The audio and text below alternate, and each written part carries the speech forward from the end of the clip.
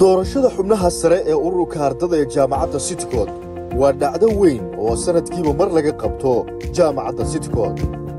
Ardada jaamacadda City-Code waxay sanad kasta doortaan xubnaha ugu sareeya ee guddiga ururka ardada ee jaamacadda kuwaas oo ku soo baxa hab dimuqraadi ah iyadoo ardada ay doortaan hogaamiyaasha ay u arkaan inay ka shaqayn karto isku xirka iyo horumarka ardada.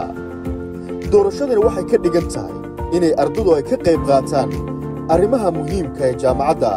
sidoo kale ardadu waxay fursad u helayaan inay doortaan hogaamiyaal karti leh kuwaas oo ka shaqayn doona horumarinta iyo isku xirnaanta ardada jaamacadda guud ahaan. haddaba maxay tahay muhiimadda ay jaamacaddu u qabato doorashadan? kow, barashada hogaaminta wanaagsan.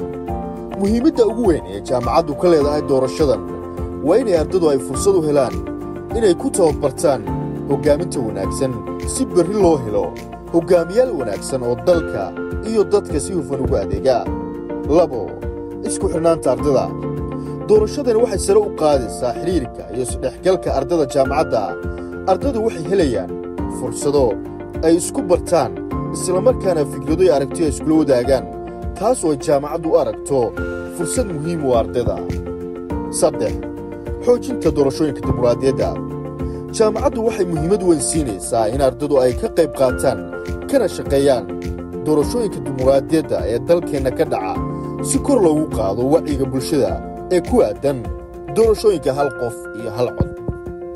haddaba 16 bishan aan ku jirno ee Febraayo waxay jaamacaddu qabanaysaa doorashada xubnaha sare ee midowga ardada ee jaamacadda City-Code. waxaana doorashadan xaq u leh inuu ka qayb galo arday kasta oo dhigta jaamacadda. ardadu waxay ku biirayaan ururada maadaama ay doorashadu tahay mid toos oo dimuqraadi ah.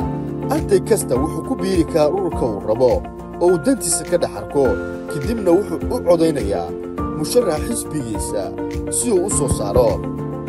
doorashadani waa xaq aasaasi ah oo arday kasta leeyahay maadaama uu la soo baxayo hogaamiye wakiil uga noqon doona rabitaankiisa. guud ahaan doorashadani waxay muhiim u tahay xoojinta wada shaqaynta iyo horumarinta mustaqbalka ardada ee guud ahaan jaamacadda City-Code.